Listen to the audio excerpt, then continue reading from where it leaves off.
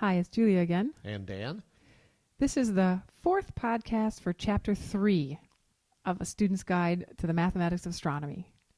This section is about the use of radial velocity measurements to detect extrasolar planets. This is a hot topic in astronomy right now, and it builds on several of the important concepts that we've talked about previously. So although you're not going to find a lot of algebra in this section, you will find that it calls on several really important math skills, including quantitative reasoning and reading of graphs. An extrasolar planet, also called an exoplanet, is a planet that's orbiting another star, not our sun.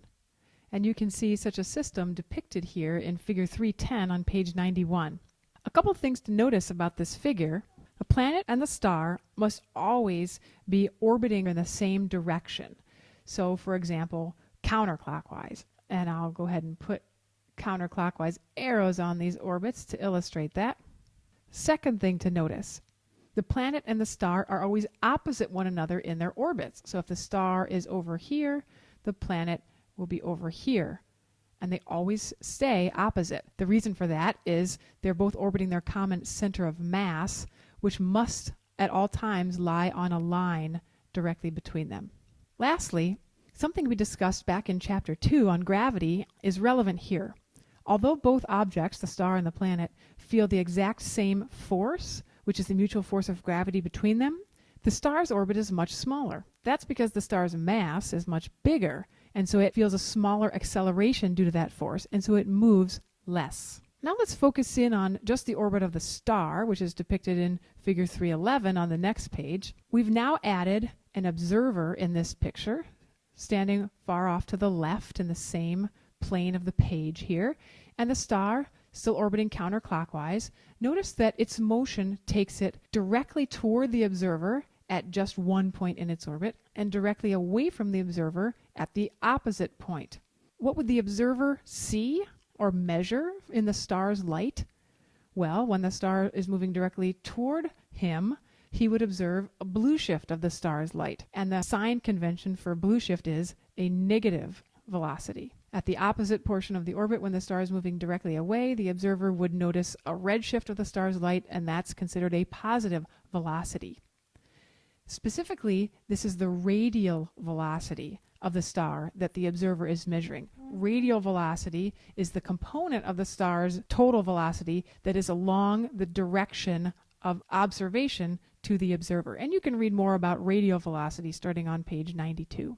Now let's do a little demonstration to illustrate what we're talking about here. I'm going to represent the observer in this figure off to the left of the orbit, and Dan is holding up a hula hoop to represent the star's orbit, and the apple is the star. So when the star is at the top of its orbit, it's moving directly toward me. I saw a blue shift of that star's light, a positive radial velocity. And at this portion of its orbit, I see a negative radial velocity as it's moving away from me. And in between, I see a smaller radial velocity than the maximum, but still with the same sign, positive or negative, dictated by whether it's moving away from or toward me, respectively. So to summarize, when the star is in the lower portion of its orbit, I see a positive radial velocity. That was its maximal positive radial velocity. Less and less positive, 0, and now negative, more and more negative radial velocity, maximally negative, less and less negative, and between negative and positive, it has to go through 0 radial velocity, and then positive, more and more positive, less and less positive, and so on. So I see the radial velocity alternating between positive and negative, even if the star's total velocity is not changing. What would it look like if I made a graph summarizing all those radial velocity measurements that I just described? Figure 3.16 shows what that graph looks like. This is a radial velocity graph, also called an RV graph, RV curve, or RV plot. Notice the axes of an RV plot always has radial velocity on the vertical axis, ranging from negative to positive, always has time on the horizontal axis, because it's showing how radial velocity changes with time. The curve drawn on that graph, representing all the different measurements of the star's radial velocity, alternates between negative and positive, as I described. And looking at a graph like this, even if you hadn't seen the star moving in its orbit, but if you just saw the summary of the measurements here, you can infer what the star was doing at each place in the graph. So let's summarize there. When the radial velocity is positive, we know that the star must be moving away from the observer, from us, if we're the observer making these measurements. And when the radial velocity is negative, that was when the star was moving toward us. And point A was when it was moving maximally toward, point K when it was moving maximally away, and in between point F and this unlabeled point, that was when it was moving neither toward nor away. And the last thing I'll point out about this graph is that you can see two complete cycles of the graph representing two complete orbits of the star. The power of radial velocity plots becomes clear when you combine them with a graph of the orbit of the star and the planet. That's like figure 318 on page 98. Notice that in this case we've assumed that the star and the planet are both orbiting clockwise, and we've placed the observer far off to the left. So the question is, when the radial velocity plot shows, for example, point A, where would the star be in its orbit and where would the planet be in its orbit at that point? Well, let's think about this. At point A, there's 0 radial velocity. So that tells you something. The star is moving neither toward the observer nor away from the observer. Just before point A, since time is progressing to the right, just to the left of point A, that is before point A, the star was in the negative radial velocity portion of the graph. That means it was moving toward the observer. And just after point A, it's in the positive portion of the radial velocity graph. So it's just transitioning from moving toward the observer towards moving away from the observer. So where would that point be? Clearly, it's at the point that Julia is marking right now. 0 radial velocity on its way from negative to positive. And if the star is at that point, where must the planet be? Exactly opposite. That is, on that side of its orbit. And if you're working a problem like this and you want to check your answer, or if you just want to see this visualization brought to life, there's a nice animation on the University of Nebraska-Lincoln webpage, and you can see the URL there, that shows the connection between the radial velocity graph and the motion of the objects in their orbits. The last issue we haven't discussed yet has to do with the angle that the observer views these orbits.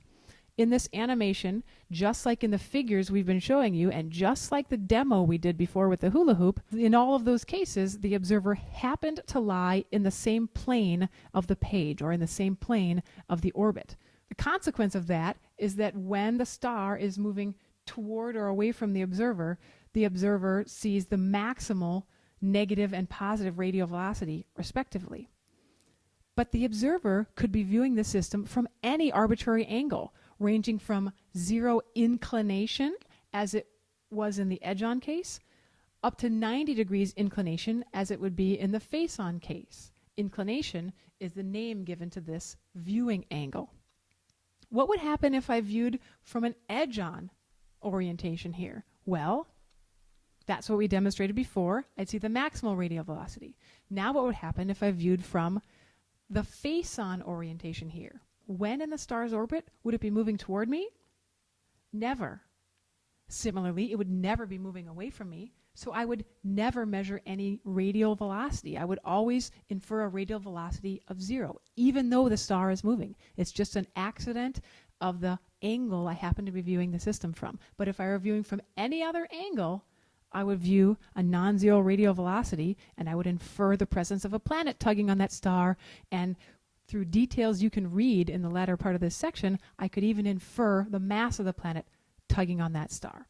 So you can read more about those details and the ambiguity in planet mass that is the result of not knowing the viewing angle most of the time, and how that ambiguity might be resolved on page 99 and 100. The main points for this section are these. Doppler shift can be a very useful tool for detecting extrasolar planets. That's because the tug of a planet's gravity on its star causes that star to wobble.